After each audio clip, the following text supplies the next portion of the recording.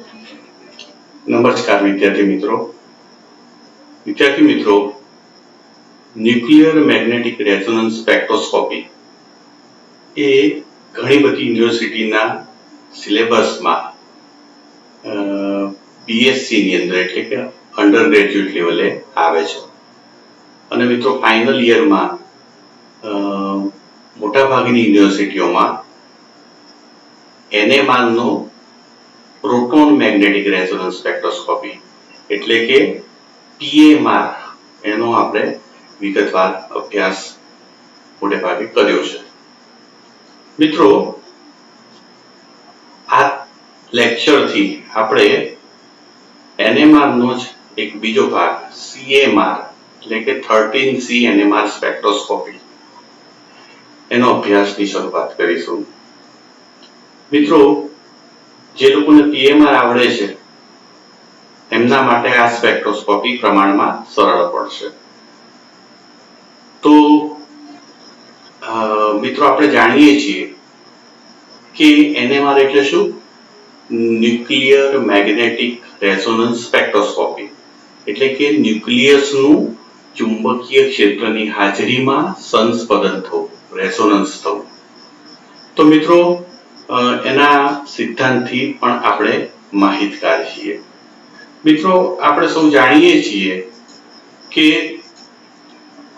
કોઈ પણ પરમાણુ જે છે એ એના કેન્દ્રમાં પ્રોટોન અને ન્યુટ્રોન ધરાવે છે અને એની ફરતે ઇલેક્ટ્રોન રહેલા હોય છે. ન્યુક્લિયર મેગ્નેટિક રેઝોનન્સ સ્પેક્ટ્રોસ્કોપીની અંદર આપણે ન્યુક્લિયસ ઉપર ફોકસ કરીએ છીએ. આપણે જાણીએ છીએ કે ન્યુક્લિયસની અંદર પ્રોટોન અને ન્યુટ્રોન હોય છે. મિત્રો દરેક ન્યુક્લિયસ જે છે એ એકી અથવા તો બેકી સંખ્યામાં પ્રોટોન ધરાવતું હોય છે અથવા તો એકી અથવા તો બેકી સંખ્યામાં ન્યુટ્રોન ધરાવતું હોય છે. તો આ કેન્દ્રમાં રહેલા ન્યુક્લિયોન્સ એટલે કે પ્રોટોન અને ન્યુટ્રોન ની સંખ્યાના આધારે એ કોઈ પણ પરમાણુનું કેન્દ્ર એ કાં તો મેગ્નેટિક ગુણધર્મ ધરાવે છે અથવા તો પછી એ નોન મેગ્નેટિક ગુણધર્મ ધરાવે છે. એટલે કે દરેક પરમાણુનું કેન્દ્ર તેમાં રહેલા પ્રોટોન અને ન્યુટ્રોન ને આધારે કાં તો ચુંબકીય ગુણધર્મ ધરાવે છે અથવા તો ચુંબકીય ગુણધર્મ ધરાવતું નથી. મિત્રો તમારી સ્ક્રીન પર તમે જોઈ શકો છો તો હાઇડ્રોજન છે H1, કાર્બનનો સમઘટક C13, deuterium, nitrogen, phosphorus અને ફ્લોરિન અને ફોસ્ફરસ આ બધા જે છે એ I નું મૂલ્ય ધરાવે છે. ક્વોન્ટમ આંક I નું મૂલ્ય એટલે I is greater than 0 છે. પરિણામે એવા પરમાણુ કેન્દ્રો કેવા હોય છે? મેગ્નેટિક ગુણધર્મ ચુંબકીય ગુણધર્મ ધરાવતા હોય.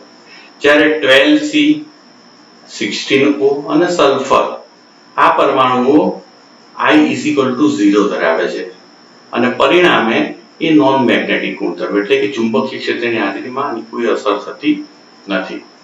મિત્રો આ બાબતને આપણે સારી રીતે પણ કેવી રીતે I ગણી શકાય? તો મિત્રો H11 આપણે જાણીએ છીએ આ પરમાણુ ભાર છે, આ પરમાણુ ક્રમાંક છે. પરમાણુ ક્રમાંક એ પ્રોટોનની સંખ્યા બરોબર હોય છે. જ્યારે ન્યુટ્રોનની સંખ્યા જે છે પરમાણુ ભાર માઈનસ પરમાણુ ક્રમાંક કરીને આપણે મેળવી શકીએ છીએ. એટલે આમ હાઇડ્રોજનની અંદર એક પ્રોટોન અને એક ન્યુટ્રોન હોય છે. આ પ્રોટોન જે છે એની સ્પિનને કારણે 1/2 મૂલ્ય હોય છે જ્યારે ન્યુટ્રોન તો હોતો નથી અને પરિણામે પ્રોટોન અને ન્યુટ્રોનની સામૂહિક જે ચુંબક ક્વોન્ટમ આંક જે છે એનો મૂલ્ય જે છે 1/2 મળે છે. મિત્રો એનો અર્થ એમ થયો કે I is greater than 0 છે, એ 1/2 મૂલ્ય ધરાવે છે અને પરિણામે હાઇડ્રોજન જે છે એ મેગ્નેટિક ગુણધર્મ ધરાવે છે એનું ન્યુક્લિયસ. મિત્રો ડ્યુટેરિયમની વાત કરીએ 2-1 છે તો બંનેમાં ડ્યુટેરિયમની અંદર એક પ્રોટોન અને એક ન્યુટ્રોન હોય છે. બંનેની સ્પિન એક હોય છે એટલે કે અયુગ્મિત હોય છે અને બંનેને કારણે 1/2 ને કારણે I is equal to 1 થાય છે. અને મિત્રો અહીંયા પણ I greater than 0 હોવાથી ચુંબકીય ક્ષેત્ર ચુંબકીય ગુણધર્મ ધરાવે છે મિત્રો હંમેશા જ્યારે કોઈ પણ આવું આઈનું મૂલ્ય ધરાવતો પરમાણુ જે છે એને ચુંબકીય ક્ષેત્રની હાજરી મૂકવામાં આવે ત્યારે એનું 2i+1 જેટલા શક્તિ સ્તરોમાં વિભાજન થતું હોય છે, જેને સ્પિન ગુણકતા કહેવામાં આવે છે કેન્દ્રની. તો અહીંયા 1/2 હોવાથી 1/2 નું મૂલ્ય જો i બરાબર મૂકવામાં આવે તો 2 શક્તિ સ્તરોમાં વિભાજન થાય. ડ્યુટેરિયમનું 1 મૂલ્ય હોવાથી i નું 3 શક્તિ સ્તરોમાં વિભાજન થાય. તો બોરોનની વાત કરીએ તો બોરોનમાં 5 પ્રોટોન અને 5 ન્યુટ્રોન છે, એટલે કે એક એક અયુગ્મિત રહે છે.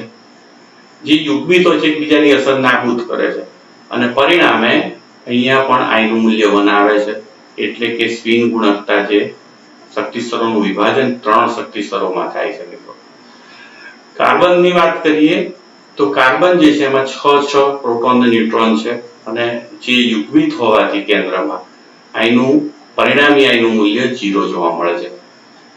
મિત્રો કાર્બનનો સમઘટક 13C6 એમાં પ્રોટોન 6 છે જે યુગ્મિત હોય છે, પરંતુ ન્યુટ્રોન એક અયુગ્મિત રહે છે 7 હોવાને કારણે અને પરિણામે સમગ્ર કેન્દ્રનું i નું મૂલ્ય 1/2 થાય છે અને પરિણામે કાર્બન 13 જે છે એ મેગ્નેટિક ગુણધર્મ ધરાવે છે. મિત્રો 14CN77 એમાં is equal to 1, 16O એમાં પણ 8 છે એટલે i is equal to 0 થશે, એટલે કે નોન મેગ્નેટિક છે, આ મેગ્નેટિક છે. મિત્રો ફ્લોરિન 19 ની અંદર પણ તમે જુઓ છો કે પ્રોટોન 9 છે એટલે અયુગ્મિત રહે છે, જ્યારે નાઇટ્રોજન જે છે એ 10 હોવાથી યુગ્મિત થાય છે અને પરિણામે i is equal to 1/2 થાય છે. એટલે અહીં ફ્લોરિન પણ કેવો છે? NMR સક્રિય પરમાણુ કેન્દ્ર એટલે કે ચુંબકીય ગુણધર્મ ધરાવે છે.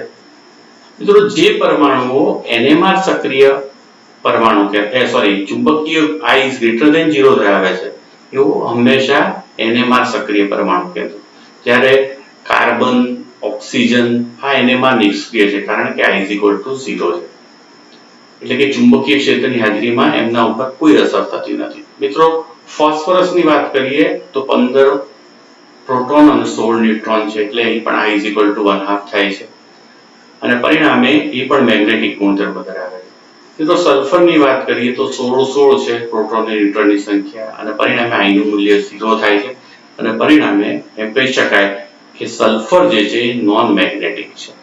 તો આનો અર્થ એવો થયો મિત્રો કે ઘણા પરમાણુઓ એમના કેન્દ્રમાં રહેલા પ્રોટોન અને ન્યુટ્રોનની સંખ્યાના આધારે i નું ચોક્કસ મૂલ્ય ધરાવે છે અને પરિણામે એમનો સ્પિન ગુણકતા જે છે 2i+1 એ શક્તિ સપાટીઓ સૂચવે છે. મિત્રો તો એ ચુંબકીય ગુણ ધરાવે છે. મિત્રો તો કયા પરમાણુમાં જો સાદી રીતે વાત કરીએ તો કે જે પરમાણુ કેન્દ્રો અથવા તો જે પરમાણુઓ જે છે એમાં અણુભાર જે છે એ બેકી હોય અને પરમાણુ ક્રમાંક જે છે એ એકી હોય. આ બેકી છે ઉપરના બધા અને નીચેના જે છે એ પણ બંને બેકી હોય. તો એવી વખતે i નું મૂલ્ય 0 આવે છે અને પરમાણુ જે છે નોન મેગ્નેટિક હોય છે, NMR ઇનએક્ટિવ હોય છે. મિત્રો તો કાર્બન 12, 16O અને 32S એ બધા જ કેવા છે? NMR નિષ્ક્રિય પરમાણુ કેન્દ્રો છે અને NMR વર્ણપટ ક્યારેય આપતા નથી. મિત્રો જે પરમાણુ જે છે એનો પરમાણુ ભાર એ બેકી હોય અને પરમાણુ ક્રમાંક જે છે એકી હોય તો એવા પરમાણુઓ દાખલા તરીકે હાઇડ્રોજન, બોરોન અને નાઇટ્રોજન, એમાં તમે ઉપર જુઓ છો પરમાણુ ભાર બેકી સંખ્યામાં છે જ્યારે પરમાણુ ક્રમાંક એકી સંખ્યામાં છે. તો આવા પરમાણુ કેન્દ્રો એ હંમેશા i નું મૂલ્ય કેવું ધરાવે છે? પૂર્ણાંક 1, 2, 3 એવી રીતે અને પરિણામે i is greater than 0 હોવાથી અહીંયા આ પરમાણુ કેન્દ્રો NMR એક્ટિવ હોય છે અને ચુંબકીય ગુણધર્મ ધરાવતા હોય છે. મિત્રો જે પરમાણુઓના અણુભાર જે છે પરમાણુ ભાર જે છે એ કેવા હોય છે? એકી સંખ્યામાં હોય છે. તમે જુઓ છો 1, 13C, 19F, 31P આ બધા જ પરમાણુ કેન્દ્રો જે છે એનો પરમાણુ ભાર એકી હોય કે બેકી ગમે તે હોય, તો પરંતુ પરમાણુ ભાર એકી સંખ્યામાં હોય તો એવા તમામ પરમાણુઓમાં I નું મૂલ્ય જે છે એ અર્ધ પૂર્ણાંક હોય છે, એટલે 1/2, 3/2 એ રીતે. તો મિત્રો આવા પરમાણુ કેન્દ્રો પણ I is greater than 0 ધરાવતા હોવાથી NMR સક્રિય પરમાણુ કેન્દ્રો હોય છે અને ચુંબકીય ગુણધર્મ ધરાવે છે. મિત્રો અહીંયા I is equal to 1 આવા પરમાણુ કેન્દ્રો હોય છે, એમાં ચુંબકીય ગુણધર્મ વધુ હોય છે, જ્યારે I is equal to 1/2 હોય એવા પરમાણુ કેન્દ્રોમાં ચુંબકીય ગુણ ઓછો હોય છે અને પરિણામે જ્યારે એમને ચુંબકીય ક્ષેત્રની હાજરીમાં મૂકવામાં આવે છે ત્યારે I is equal to 1/2 ધરાવતા પરમાણુ કેન્દ્રો ડી શેપ થતા નથી એટલી બધી માત્રામાં, પરંતુ I is equal to 1 જે ધરાવે છે ખાસ કરીને આ બધા પરમાણુ કેન્દ્રો એ મિત્રો વધુ ચુંબકીય હોય છે અને પરિણામે ચુંબકીય ક્ષેત્રની હાજરીમાં એમનું કેન્દ્ર જે છે ડી શેપ થઈ જાય છે, અંડાકાર બની જાય છે અને પરિણામે ક્વાડ્રુપોલ ચતુર્ધ્રુવ ઉત્પન્ન થાય છે. અને એવા પરમાણુ કેન્દ્રોના NMR વર્ણપટ સારા મળતા નથી. એટલે મિત્રો સારા વર્ણપટ જે છે મોટે ભાગે I is equal to 1/2 ધરાવતા પરમાણુ કેન્દ્રો આપે છે અને એમાં હાઇડ્રોજનનો સૌથી વધુ અભ્યાસ PMR નો કરવામાં આવે છે. 13C નો પણ અભ્યાસ અત્યારે બહુ જ વ્યાપક બન્યો છે.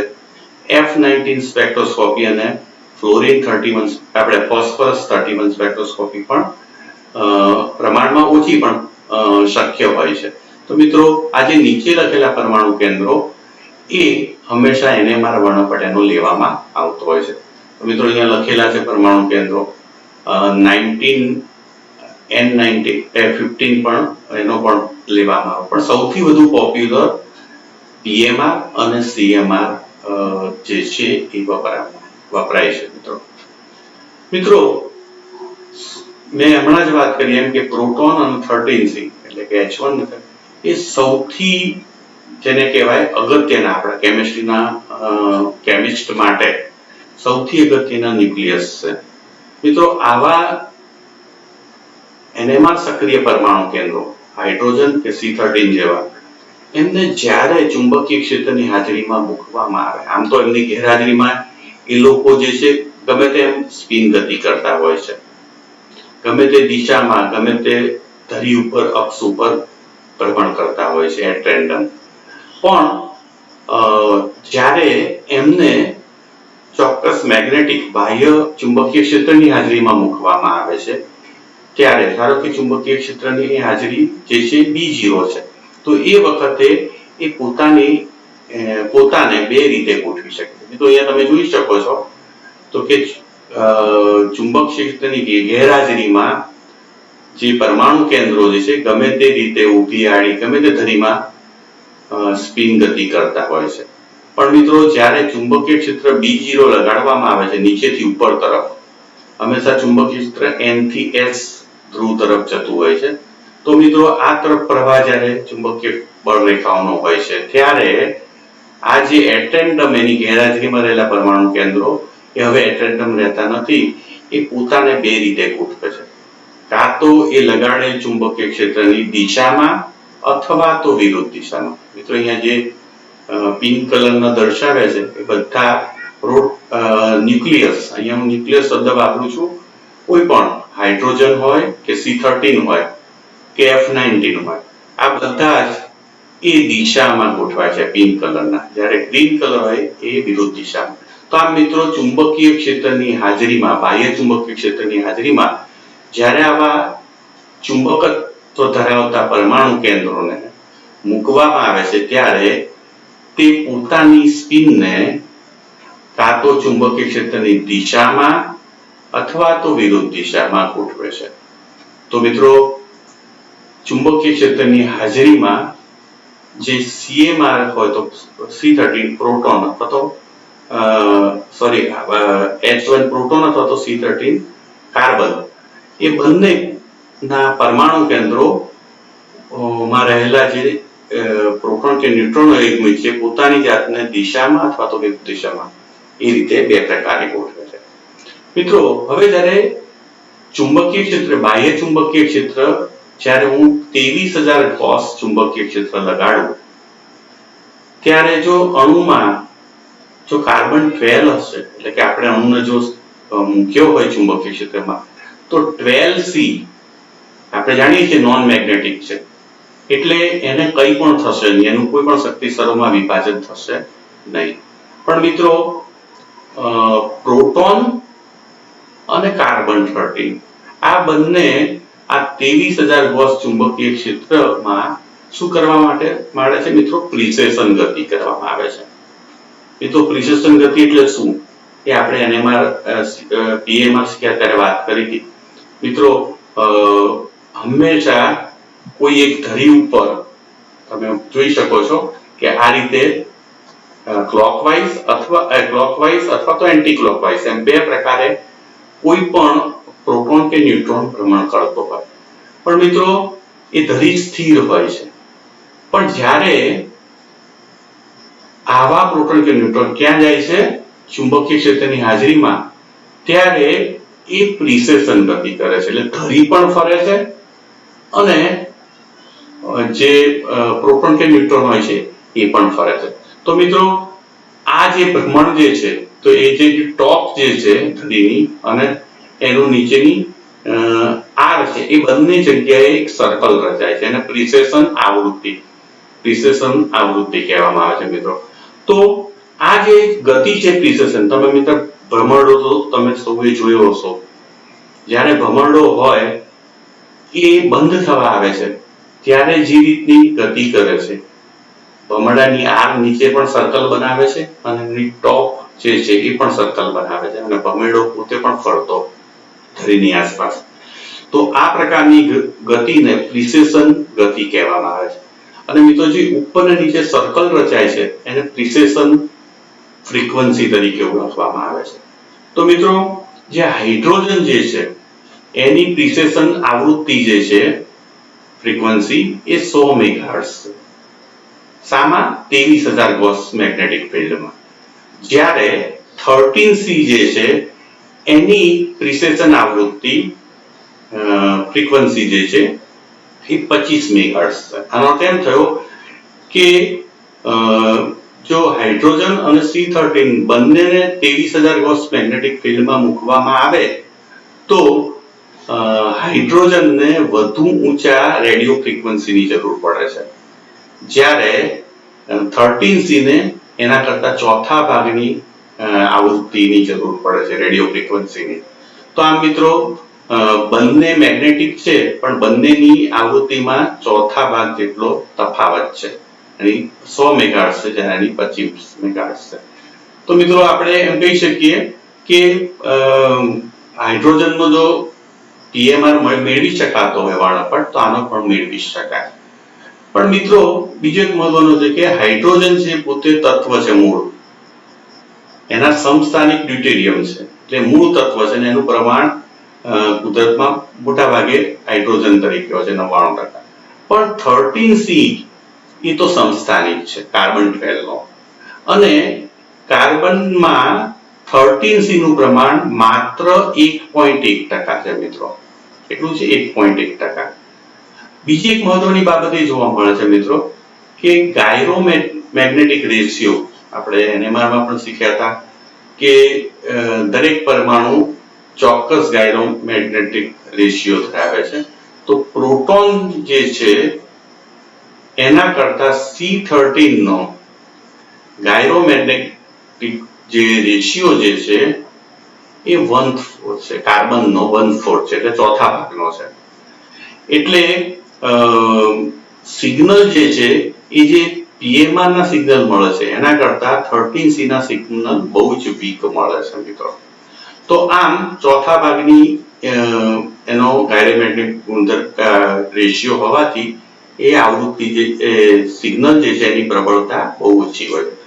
મિત્રો બીજી એક બાબત જે છે કે કુદરતમાં 13C નું પ્રમાણ એ માત્ર 1.1% છે. આનો અર્થ એમ થયો કે બહુ જ ઓછું પ્રમાણ છે. પણ આ બાબત જે છે એટલે વર્ણપટ એક તો વીક મળે છે ગાયરોમેગ્નેટિક ગુણોત્તર વધતો હોવાથી, અને ઉપરાંત એનું પ્રમાણ પણ ઓછું છે કુદરતમાં, એની વિપુલતા જેને એબન્ડન્સ કહેવામાં આવે છે, નેચરલ એબન્ડન્સ. તો આ બધા સમસ્યાનો હલ જે છે એ શાનાથી કરવામાં આવે છે તો કે હાઈ સેન્સિટિવ સ્પેક્ટ્રોફોટોમીટર વડે મિત્રો આનો પ્રોબ્લેમને સોલ્વ કરવામાં આવે. એટલે જો ઊંચી સંવેદનશીલતા ધરાવતું સ્પેક્ટ્રોફોટોમીટર લેવામાં આવે તો ભલે પ્રમાણ ઓછું હોય પણ એને એ માપી શકાય છે. તો મિત્રો આ રીતે CMR જે છે એમાં 13C નું પ્રમાણ ઓછું છે. ચુંબકીય ક્ષેત્રમાં એ હાઇડ્રોજન કરતા ચોથા ભાગની રેડિયો ફ્રીક્વન્સીની જરૂર પડે છે એને, અને એનો ગાયરોમેટ્રિક ગુણોત્તર પણ જે છે એ હાઇડ્રોજન કરતા ચોથા ભાગનો છે. મિત્રો જે કુદરતી પ્રમાણ કાર્બન 13 નું ઓછું છે એ કુદરતી પ્રમાણ જ ફાયદાકારક બને છે. કેવી રીતે ફાયદાકારક બને છે એની વાત આપણે જ્યારે સિગ્નલની પ્રબળતા અને વિભેદન બધું જોઈશું ત્યારે આપણે એ બાબતની ચર્ચા કરીશું. પણ મિત્રો અહીંયા જે છે હું ખાસ વાત એ કરવા માંગુ છું કે કાર્બન 13 નું પ્રમાણ ઓછું છે છતાં પણ સેન્સિટિવ સ્પેક્ટ્રોફોટોમીટર જો સંવેદનશીલ તમે સ્પેક્ટ્રોફોટોમીટર લો તો એનાથી આ ઓછી જે એની વિપુલતા છે એને પણ આપણે ઓવરરૂલ કરી શકીએ છીએ. તો મિત્રો આમ CMR વર્ણપટ જે છે એ આપણે PMR વર્ણપટની જેમ જ મેળવી શકીએ છીએ. મિત્રો આપણે જાણીએ છીએ કે PMR થી આપણને પ્રોટોન વિશેની બધી માહિતી મળતી હતી. એવી જ રીતે અહીંયા કાર્બન વિશેની માહિતી મળે છે. એટલે કાર્બનનું સ્કેલેટોન બંધારણ જાણવા માટે, માળખું સમજવા માટે આ CMR વર્ણપટ બહુ જ ઉપયોગી નીવડે છે. તો મિત્રો શું કરવામાં આવે છે તો રેડિયો ફ્રીક્વન્સી આપાત કરવામાં આવે છે અને ચુંબકીય ક્ષેત્રની હાજરીમાં જ્યારે પરમાણુને મૂકવામાં આવે છે ત્યારે પ્રિસેશન ગતિ કરે છે અને એ પ્રિસેશન ગતિ જે થાય છે એટલી આવૃત્તિના જો તરંગો, રેડિયો તરંગો તમે આપાત કરો તો એ રેડિયો તરંગોનું એબ્સોર્પ્શન થાય છે, શોષણ થાય છે. આ શોષણ માપી લેવામાં આવે છે. જેવું શોષણ થાય છે એટલે કેન્દ્ર જે છે એનું શું થાય છે, રેઝોનન્સ થાય છે, સંસ્પંદન થાય છે. આપણે જેને કહીએ છીએ ફ્લિપિંગ થાય છે. એટલે કે દિશામાં જો હોય ચુંબકીય ક્ષેત્રની દિશામાં સ્પિન ગતિ તો એ વિરુદ્ધ દિશામાં થઈ જાય છે. તો આને ન્યુક્લિયસનું ફ્લિપિંગ કહેવામાં આવે છે. અને મિત્રો જ્યારે ફ્લિપિંગ થાય છે ત્યારે શોષણ થાય તો શોષણ વિરુદ્ધ ચુંબકીય ક્ષેત્રનો આલેખ જે છે એ NMR વર્ણપટ તરીકે ઓળખાય છે. એને મિત્રો સિગ્નલ નોંધવામાં આવે છે. તો બિલકુલ PMR વર્ણપટનો સિદ્ધાંત જે છે એવો સિદ્ધાંત અહીંયા લાગુ પડે છે. મિત્રો કોઈ પણ જેવી રીતે આપણે એને PMR ની અંદર પણ વર્ણપટ મળે તો એના 4 પાસાઓનો અભ્યાસ કરતા હતા, 4 એસ્પેક્ટનો અભ્યાસ કરતા હતા. એવી રીતે અહીં પણ આપણે જે CMR વર્ણપટ મળે છે એના પણ મુખ્યત્વે 4 પાસાઓનો અભ્યાસ કરીએ છીએ અને એમાં પહેલું છે નંબર ઓફ સિગ્નલ્સ, એટલે સિગ્નલની સંખ્યા. મિત્રો આપણે જાણીએ છીએ કે જેટલા પ્રકારના પ્રોટોન હોય એટલા સિગ્નલ PMR માં મળતા હતા. એવી જ રીતે અહીંયા જેટલા પ્રકારના કાર્બન હોય એટલા સિગ્નલ મળે. તો મિત્રો આજે આપણે આ મુદ્દાને ડિટેલમાં સમજવાનો છે. બીજું છે પોઝિશન ઓફ સિગ્નલ્સ, એટલે કે સિગ્નલનું સ્થાન, જેને કેમિકલ શિફ્ટ એટલે કે રાસાયણિક સ્થાનાંતરથી પણ ઓળખવામાં આવે છે. મિત્રો કાર્બનની આસપાસનું ઇલેક્ટ્રોન પર્યાવરણ કેવું છે એના આધારે એ કાર્બન રક્ષિત અથવા તો અરક્ષિત બનતો હોય છે અને પરિણામે એ અપફિલ્ડ કે ડાઉનફિલ્ડમાં પટ આપે છે. બીજું મિત્રો અહીંયા કાર્બન અપફિલ્ડમાં આપશે કે ડાઉનફિલ્ડમાં આવશે એનો આધાર કાર્બનની સંકરણ ઉપર, કાર્બનના સંકરણ એટલે હાઇબ્રિડાઇઝેશન ઉપર રહેલો હોય અને પરિણામે બહુ જ સહેલાઈથી સિગ્નલના સ્થાન પરથી, સિગ્નલ કયા વિસ્તારમાં મળે છે એના પરથી એનું હાઇબ્રિડાઇઝેશન આપણે નક્કી કરી શકીએ છીએ કે sp3 સંકૃત કાર્બન હશે, sp2 હશે કે sp. મિત્રો આ ઉપરાંત સ્પ્લિટિંગ ઓફ સિગ્નલ એટલે કે સિગ્નલનું વિભેદન એ પણ અહીંયા બહુ જ જેને કહેવાય રસપ્રદ મુદ્દો છે અને કેટલા પ્રકારના પ્રોટોન દરેક કાર્બન ઉપર જોડાયેલા છે એના વિશેની માહિતી ત્યાં મળે છે આપણને. મિત્રો આ ઉપરાંત સિગ્નલની તીવ્રતા પણ અગત્યનો ભાગ ભજવે છે. તો કેટલાક ઇક્વિવેલન્ટ કાર્બન આવેલા છે એનાથી એ જાણી શકાય છે. તો મિત્રો અહીંયા આપણે 4 પાસાનો વારાફરતી અભ્યાસ કરીશું. તો સૌપ્રથમ આપણે લઈએ છીએ નંબર ઓફ સિગ્નલ્સ, એટલે સિગ્નલનું સંખ્યા. મિત્રો સિગ્નલની સંખ્યા કેટલી હોય? તો જેવી રીતે PMR માં આપણે સિગ્નલની સંખ્યા નક્કી કરતા હતા મિત્રો, એવી જ રીતે અહીં પણ સિગ્નલની સંખ્યા નક્કી કરીશું. તો સિગ્નલની સંખ્યા નક્કી કરવા માટે ઇક્વિવેલન્ટ અને નોન ઇક્વિવેલન્ટ કાર્બન એટલે શું? ઇક્વિવેલન્ટ એટલે શું મિત્રો?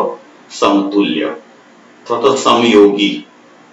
તો સમતુલ્ય કાર્બન એટલે શું? તો કે જે બે કાર્બનની આસપાસનું ઇલેક્ટ્રોન પર્યાવરણ સરખું છે એવા બે કાર્બનને ઇક્વિવેલન્ટ પ્રોટોન. મિત્રો ઇક્વિવેલન્ટ પ્રોટોન હંમેશા સ્ટીરિયોકેમિકલી ઇક્વલ હોય છે, એટલે અવકાશીય રીતે પણ સમાન રીતે ગોઠવાયેલા હોય છે અને સાથે રાસાયણિક રીતે પણ એક સરખી પ્રક્રિયા કરતા હોય છે.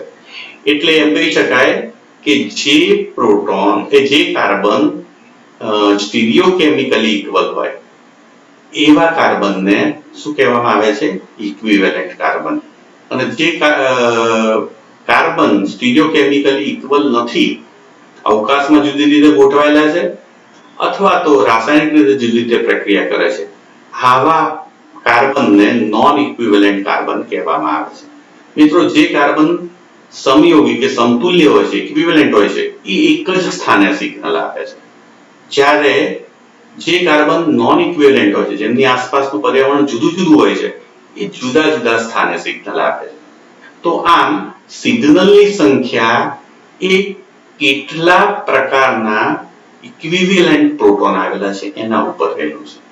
તો મિત્રો આ એક બાબત ઇક્વિવેલન્ટ અને નોન ઇક્વિવેલન્ટ કાર્બન જે છે એ આપણે ઉદાહરણથી જ વધુ સારી રીતે સમજવા પ્રયત્ન કરીશું. મિત્રો બીજી એક બાબત જે છે એ ઇનેન્શિયોટોપિક પ્રોટોન અને કાર્બન અને ડાયસ્ટીરિયોટોપિક કાર્બન. તો જેવી રીતે આપણે ઇનેન્શિયોટોપિક પ્રોટોન અને ડાયસ્ટીરિયોટોપિક પ્રોટોન નક્કી કરતા હતા, એવી જ રીતે આપણે અહીંયા ઇનેન્શિયોટોપિક કાર્બન અને ડાયસ્ટીરિયોટોપિક કાર્બન પણ નક્કી કરી શકીએ છીએ. ઇનેન્શિયોટોપિક એટલે વિન્યાસકારી એટલે પ્રતિબિંબકારી, જ્યારે ડાયસ્ટીરિયોટોપિક એટલે દ્વિવિન્યાસકારી પ્રોટોન એટલે કાર્બન. અહીંયા આપણે કાર્બન તરીકે વાત કરીશું. મિત્રો સૌપ્રથમ કેટલા સિગ્નલ કોઈ પણ અણુ આપે, તો અહીંયા જે અમુક ઉદાહરણો આપેલા છે સ્ક્રીન ઉપર, એ સ્ક્રીન પરનું જે ઉદાહરણો જે છે એનો અભ્યાસ કરશો તો તમને તરત જ આ બાબત સમજાઈ શકે. મિત્રો આપણે PMR માં પણ બહુ જ સરળતાથી સિગ્નલ નક્કી કરતા હતા, એવી જ રીતે અહીંયા નક્કી કરવાનું છે. અહીં આપણે ધ્યાન પ્રોટોન ઉપર નહીં પણ કાર્બન ઉપર રાખવાનું છે. મિત્રો કાર્બન સમતુલ્ય છે કે નહીં એ આપણે નક્કી કરવાનું, અને આપણે ABC એવી રીતના આપીશું એટલે સિગ્નલની સંખ્યા આપોઆપ મળશે. મિત્રો જો તમે સિમેટ્રી જાણતા હોવ તો અણુની માં સમમિતિ જો આવેલી હોય તો બહુ જ સહેલાઈથી એના આધારે એ સમતુલ્ય છે કે અસમતુલ્ય એવું આપણે નક્કી કરી શકીએ છીએ. મિત્રો અહીંયા મિથાઇલ ઇથાઇલ ઇથર છે, તો CH3CH2OCH3. તો અહીંયા એ જે છે આ CH3 સમૂહનો આ એ કાર્બન એ પ્રકારનો, આ બીજો કાર્બન છે મિથિલિન સમૂહનો B પ્રકારનો છે, જ્યારે આ મિથાઇલ સમૂહનો કાર્બન C પ્રકારનો. મિત્રો અહીંયા આ CH3 અને આ CH3 સમતુલ્ય નથી. કેમ? કારણ કે આ CH3 ની બાજુમાં CH2 સમૂહ છે, જ્યારે આ CH3 સમૂહની બાજુમાં O છે. અહીંયા કોઈ પણ પ્રકારનું આર્સિતલ કે એવું સમમિતિ તત્વ નથી. તો મિત્રો A, B અને C એમ 3 પ્રકારના પ્રોટોન છે. તો અહીંયા પ્રોટોનની સંખ્યા પણ 3 છે અને પ્રોટોનના પ્રકાર પણ 3 છે, એટલે 3 સિગ્નલ પ્રાપ્ત થશે. તો જેટલા પ્રકારના પ્રોટોન એટલા સિગ્નલ મળે, એટલે કે સમતુલ્ય પ્રોટોનની સંખ્યા જેટલી હોય એટલા સિગ્નલ મળે. મિત્રો અહીંયા તમે જુઓ છો તો A CH3 મિથાઇલ સમૂહનું, આ મિથિલિન સમૂહનું B કાર્બન, આ C, જ્યારે મિત્રો આ બંને સમાન થશે સમતુલ્ય એટલે D. તો આમ કાર્બનની સંખ્યા 1 2 3 4 અને 5 છે, પણ કાર્બનના પ્રકાર જે છે કેટલા છે? 4 છે. તો 4 હોવાને કારણે 4 સિગ્નલ મિત્રો આપણને પ્રાપ્ત થશે. અહીં જુઓ છો ડાઈ ઇથાઇલ કીટોન અથવા તો 3 પેન્ટેનોન. તો મિત્રો 3 પેન્ટેનોલ ની અંદર જોતા તમે જોઈ શકો છો કાર્બોનિલ સમૂહની વચ્ચે બરોબર અહીંયા તમે આર્સિટલ મૂકો તો આ બાજુ ને આ બાજુ સરખું થાય છે. એનો અર્થ એમ થયો કે આ CH3 અને આ CH3 બંને મિથાઇલ સમૂહના કાર્બન કેવા થશે? સમતુલ્ય. એવી જ રીતે આ CH2 ને આ CH2 એ પણ કેવા બનશે? સમતુલ્ય. તો A, B અને C એમ 3 પ્રકારના પ્રોટોન. કુલ પ્રોટોનની સંખ્યા 5 છે. પણ કાર્બનની સંખ્યા 5 છે. પણ કાર્બનના પ્રકાર જે છે 3 છે અને પરિણામે 3 સિગ્નલ પ્રાપ્ત થશે. મિત્રો અહીંયા તમે જુઓ છો તો શું છે? ઇથાઇલ પ્રોપેનોએટ. ઇથાઇલ પ્રોપેનોએટમાં તમે જુઓ છો અહીંયા COO છે એટલે અહીંયા આર્સિટલ થતો નથી વચ્ચે, એટલે બંને બાજુ સમતુલ્ય નથી. એટલે કહી શકાય કે આ CH3 અને આ CH3 સરખો નથી, બે જુદા બને. એટલે A, B, C, D અને E એમ 5 સિગ્નલ મિત્રો પ્રાપ્ત થશે. મિત્રો આ CH3 ની બાજુમાં CH2CO છે, જ્યારે આ CH3 ની બાજુમાં CH2O છે. તો આમ બંનેની આસપાસનું ઇલેક્ટ્રોન પર્યાવરણ સમાન નથી. એવી રીતે આ CH2 ને આ CH2 પણ સમતુલ્ય નથી. તો આ મિત્રો PMR ની જેમ જ અહીંયા સિગ્નલની સંખ્યા નક્કી કરી શકીએ છીએ. અહીં આપણે કાર્બન ને કન્સિડર કરીએ છીએ. મિત્રો અહીંયા તમે જોઈ શકો છો તો ઇથાઇલ ઇથેનોએટ, તો CH3 નો A, આનો B કાર્બોનિલ સમૂહનો, આનો C અને આનો D. તો આમ 4 સિગ્નલ અહીંયા પ્રાપ્ત થશે. આ CH3 ને આ CH3 સમાન નથી, સમતુલ્ય નથી. કેમ? કારણ કે આની બાજુમાં CO છે જ્યારે આની બાજુમાં CH2 છે. મિત્રો અહીંયા વાત કરીએ તો CH3 CH CO COOH. તો મિત્રો અહીંયા જે છે A, B, C એમ 3 સિગ્નલ આપણને પ્રાપ્ત થાય છે. અહીં જોઈએ તો A, B, C અને આ 3 CH3 સમૂહ સમાન હોવાથી D થશે 3 કાર્બન. એટલે અહીંયા પણ સિગ્નલની સંખ્યા 4 થશે. મિત્રો અહીંયા 1,3 ડાઇક્લોરોપ્રોપેન. આની અંદર તમે જુઓ છો તો આ અણુ વચ્ચે તમે જો આર્સિટલ મૂકો તો સમમિતીય છે બે બાજુ. તો આ CH2 ને આ CH2 સરખા થાય છે અને પરિણામે બંને A થશે અને આ B થશે. તો આમ 2 સિગ્નલ આમાં પ્રાપ્ત થાય છે. મિત્રો અહીં તમે જુઓ છો CH3 CH2 CH COOH. અહીં આ કાર્બન અસમ છે કારણ કે 4 સમૂહ જુદા છે. મિત્રો જ્યારે પ્રોટોન મેગ્નેટિક રેઝોનન્સ સ્પેક્ટ્રોસ્કોપીની વાત કરીએ ત્યારે અસમ કાર્બનની જો પડોશમાં CH2 સમૂહ આવેલો હોય તો આ બંને પ્રોટોન જે છે ડાયસ્ટીરિયોટોપિક પ્રોટોન બનતા હતા અને પરિણામે જો હું PMR ની વાત કરું તો 1, 2, 3 અહીંયા 2 જુદા જુદા પ્રોટોન થશે. એટલે 1, 2, 3, 4 અને 5 સિગ્નલ પ્રાપ્ત થાય PMR માં. કારણ કે અસમ કાર્બનની પડોશમાં આવેલ CH2 સમૂહના બંને H ડાયસ્ટીરિયોટોપિક હોય છે. પણ મિત્રો અહીંયા કાર્બનની વાત છે એટલે અસમ કાર્બનની બાજુમાં જો 2 CH3 સમૂહ હોય, જેવી રીતે અહીંયા 2 H છે, એટલે બાજુના કાર્બન ઉપર જો 2 CH3 સમૂહ તો એ બંને CH3 સમૂહ કેવા થશે? ડાયસ્ટીરિયોટોપિક. તો અહીંયા આપણે પ્રશ્ન થોડો જુદી રીતે પૂછવાનો છે કે અસમ કાર્બન હોય અને જો પડોશમાં 2 CH3 સમૂહ હોય એક જ કાર્બન ઉપર તો એ બંને CH3 સમૂહ એ ડાયસ્ટીરિયોટોપિક કાર્બન થશે. તો એનું ઉદાહરણ આપણે પાછળ જોઈએ છે તો અહીંયા આપણને તો A, B, C અને D 4 કાર્બન થશે.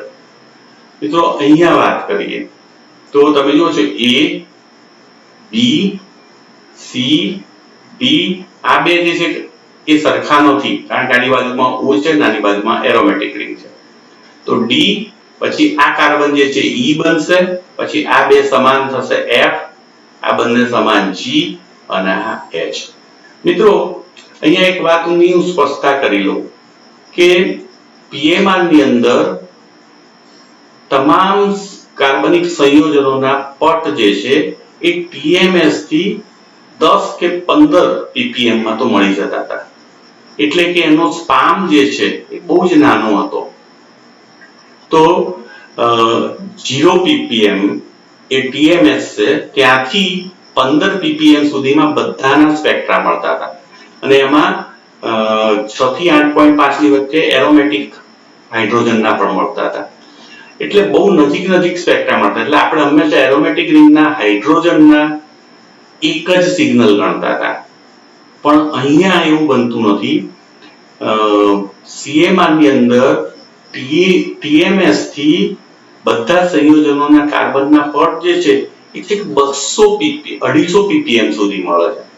આનો એમ થયો કે લગભગ 20 ગણું, 15 થી 20 ગણું જેટલું એનો સ્પાન વિસ્તરેલો હોય છે અને પરિણામે જે એરોમેટિક રિંગના કાર્બન જે છે એ પણ છૂટા સિગ્નલ આપે છે. પેલાની જેમ ભેગા નથી થઈ જતા અને છૂટા સિગ્નલ આપે છે, એટલે એના સિગ્નલ બિલકુલ ઓળખી શકાય અને ગણી શકાય એવા હોય છે અને પરિણામે એમ કહી શકાય કે અહીંયા આપણે આવી રીતે જુદા ગણવા પડે મિત્રો.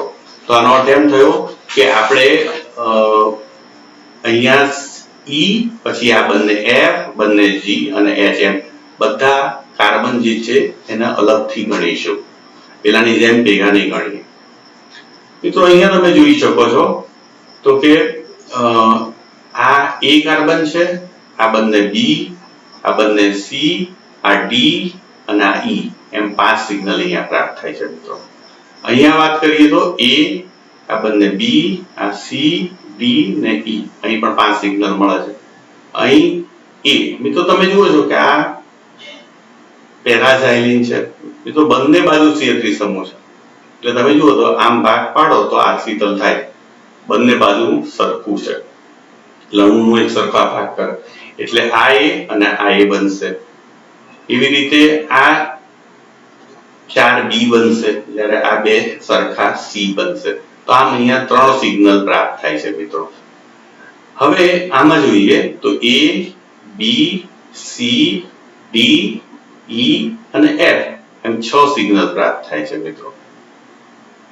અહીંયા જોઈએ તો A, B, C, D, E અને F અહીં પણ મિત્રો 6 સિગ્નલ પ્રાપ્ત થાય છે.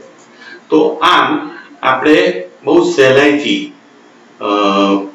કાર્બન જે છે સમતુલ્ય અને અસમતુલ્ય કાર્બનને ઓળખી શકીએ છીએ. મિત્રો અહીંયા તમે જોઈ શકો છો કે આ જે છે એનું નામ છે 2-chloro-3-methyl-butane. તો મિત્રો અહીંયા બીજા સ્થાને Cl છે. અહીંયા તમે જોઈ શકો છો કે સોરી મિત્રો, અહીંયા સ્ટ્રક્ચરમાં થોડી ભૂલ છે. અહીંયા ClCH આવે, અહીંયા 2 નહીં, અને આ કાર્બન જે છે એ અસમ કાર્બન છે મિત્રો. આ કાર્બન એટલે અસમ કાર્બનની બાજુમાં 2 CH3 સમૂહ છે, એટલે અસમ કાર્બનની બાજુમાં જે કાર્બન છે એના પર 2 CH3 આવેલા છે, એટલે આ અસમ કાર્બન જે છે અને બાજુમાં 2 CH3 છે, તો બંને CH3 સમૂહ કેવા બનશે? ડાયસ્ટીરિયોટોપિક. અને એને કારણે A, B, C અને આ બંને D નહીં પણ D ને E એમ બંને જુદા થાય છે, તો એને ડાયસ્ટીરિયોટોપિક કાર્બન કહેવામાં આવે. તો અહીંયા તમે સ્ટ્રક્ચર જુઓ છો તો પહેલો કાર્બન જે છે આ બતાવેલો છે અહીંયા, બરોબર છે. આ કયો છે? અસમ કાર્બન. આ સ્ટાર અહીંયા ભૂલથી થઈ ગયો છે. તો H, Cl અને CH3, અહીંયા H, Cl અને CH3 આ ત્રણ જે છે આ કાર્બન સાથે જોડાયેલા છે અને આની સાથે H અને 2 CH3. અહીંયા મિત્રો H છે, H અને 2 CH3, આ Cl નહીં પણ H અને 2 CH3. તો આપણે જોઈ શકીએ છીએ કે અહીંયા આ બંને સામસામે ઉપરના ભાગ જે છે બંને પ્રતિબિંબકારી છે, એટલે આ બંને CH3 સમૂહ એ આ જે CH3 સમૂહ છે એ સમતુલ્ય એટલે કે ઇનેન્ચોટોપિક કહેવાય છે. પણ મિત્રો અહીંયા બે જોઈ છો આ બંને CH3 સમૂહ જે છે એમાં આ લાલની સામે વાયોલેટ છે ને અહીંયા વાયોલેટની સામે ઓપોઝિટ સાઈડ પર રેડ છે. તો અહીંયા આ બંને પ્રતિબિંબી નથી, તો આ બંને સમઘટકો એ ડાયસ્ટીરિયોટોપિક છે અને પરિણામે આ CH3 જે છે 2 CH3 એ કેવા છે? ડાયસ્ટીરિયોટોપિક. તો મિત્રો આપણે સહેલાઈથી સમજી શકીએ છીએ કે ઇનેન્ચિયોટોપિક અને ડાયસ્ટીરિયોટોપિક કાર્બન એટલે શું. તો અહીંયા કાર્બન હોવો જોઈએ મિત્રો, અહીંયા કાર્બન છે. તો બહુ જ સહેલાઈથી ડાયસ્ટીરિયોટોપિક કાર્બનને આપણે ઓળખી શકીએ છીએ. મિત્રો એક જ બાબતનું ધ્યાન રાખવાનું છે કે અસમ કાર્બન હોય અને અસમ કાર્બનની બાજુના કાર્બન ઉપર બે CH3 સમૂહ હોય તો એ બંને CH3 સમૂહ ડાયસ્ટીરિયોટોપિક કાર્બન ગણાય. મિત્રો હવે થોડુંક છેલ્લું ઉદાહરણ લઈ લઈએ આપણે બે કે નીચેના સંયોજનના આઇસોમર્સ દોરો, બરાબર, અને એમાં કેટલી સિગ્નલની સંખ્યા છે, શું એમને ઓળખી શકાય અલગ સિગ્નલની સંખ્યાના આધારે? તો મિત્રો અહીંયા C3H7Cl એટલે ક્લોરોપ્રોપેન છે. તો ક્લોરોપ્રોપેનના બે સમઘટકો 1 ક્લોરોપ્રોપેન અને 2 ક્લોરોપ્રોપેન. તો 1 ક્લોરોપ્રોપેન અને 2 ક્લોરોપ્રોપેન બંને આપણે દોર્યા. મિત્રો આમાં A, B અને C એમ ત્રણ, આ બંને CH2 સરખા નથી એના કાર્બન. કેમ? કારણ કે આની બાજુમાં CH3 છે, આની બાજુમાં Cl છે. તો આમ ત્રણ કાર્બન છે એટલે ત્રણ સિગ્નલ પ્રાપ્ત થાય. અહીંયા તમે જોઈ શકો છો CH3 CH CH3 આ બંને A છે મિત્રો અને આ B છે એટલે અહીંયા બે સિગ્નલ પ્રાપ્ત થાય છે. તો મિત્રો આમ C3H7Cl એ બે સમઘટકો ધરાવે છે. એક સમઘટક ત્રણ સિગ્નલ આપે છે જ્યારે બીજો સમઘટક બે સિગ્નલ આપે છે અને પરિણામે બંનેને આપણે અલગ ઓળખી શકીએ છીએ. ઓકે મિત્રો, C5H12 એટલે કે 5 દુ 10 ને 12 CnH2n+2 જેવું છે આ બંધારણ અને પરિણામે આ શું છે? આપણું આલ્કેન છે. તો એના સમઘટકો દોરીએ તો પહેલું મળે છે નોર્મલ પેન્ટેન, આઇસોપેન્ટેન અને નિયોપેન્ટેન. આ ત્રણેય સમઘટકો નોર્મલ, આઇસો અને નિયો આ ત્રણેય સમઘટકો છે. તો મિત્રો એના આપણે સિગ્નલની સંખ્યા ગણીએ. તમે જુઓ છો અહીંયા બરોબર વચ્ચે હું લીટી દોરું તો બે બાજુ સરખું થાય એટલે આરસીતલ થાય છે. એટલે સરખી સમતુલ્ય રચના છે. એટલે આ CH3 ના CH3 સરખા થાય એટલે બંને A, આ CH2 ના CH2 બે સમાન થાય એટલે બંને B અને આ C. તો આમ ત્રણ સિગ્નલ આમાં પ્રાપ્ત થાય છે. સામા નોર્મલ પેન્ટેન. હવે આઇસોપેન્ટેનની વાત કરીએ મિત્રો તો A, B, C અને આ બંને D થશે. તો મિત્રો ચાર સિગ્નલ પ્રાપ્ત થાય છે. જ્યારે નિયોપેન્ટેનની અંદર ચારે ચાર CH3 સમૂહ સમાન થાય છે, સમતુલ્ય બને છે એટલે A અને વચ્ચેનો જે કાર્બન છે એ B. તો આમ બે સિગ્નલ પ્રાપ્ત થાય છે. તો મિત્રો C5H12 જે પેન્ટેન છે એ ત્રણ સમઘટકો ધરાવે છે, નોર્મલ પેન્ટેન, આઇસોપેન્ટેન અને નિયોપેન્ટેન. નોર્મલ પેન્ટેન ત્રણ સિગ્નલ આપે છે, આઇસો જે છે ચાર, જ્યારે નિયોપેન્ટેન છે એ બે સિગ્નલ આપે છે. ત્રણેયમાં સિગ્નલની સંખ્યા અલગ અલગ છે અને પરિણામે હું આને અલગ સિગ્નલની સંખ્યાના આધારે અલગ ઓળખી શકીશ. તો મિત્રો જો ત્રણેય સમઘટક જે છે એના સ્પેક્ટ્રા લેવામાં આવેલા હોય તો કયો સ્પેક્ટ્રા કયા સંયોજનનો હશે, કયા સમઘટકનો હશે હું સહેલાઈથી ઓળખી શકું છું. તો આમ મિત્રો અહીંયા આપણે બહુ જ સહેલાઈથી CMR સ્પેક્ટ્રોસ્કોપી જે છે એનો સિદ્ધાંત છે બિલકુલ એમાં જેવો જ છે, એને આપણે સમજવા પ્રયત્ન કર્યો. CMR વર્ણપટના જે પાસાઓનો અભ્યાસ કરી છે એ પૈકી પ્રથમ પાસું સિગ્નલની સંખ્યા એની વાત કરી, સમતુલ્ય કાર્બન અને અસમતુલ્ય કાર્બન કોને કહેવાય એના વિશે વાત કરી, ઇનએન્સોટોપિક કાર્બન અને ડાયસ્ટીરિયોટોપિક કાર્બન કોને કહેવાય એના વિશે વાત કરી અને ઘણા બધા ઉદાહરણ લઈ અને એ સંયોજનોમાં સિગ્નલની સંખ્યા કેટલી મળશે એ પણ આપણે જોયું. તો મિત્રો ફરી વખત આપણે સિગ્નલનું સ્થાન એ મુદ્દો લઈને ફરીથી મળીશું. બહુ જ રસપ્રદ વિષય છે. ફરી મળીએ ત્યાં સુધી રજા આપશો. નમસ્કાર.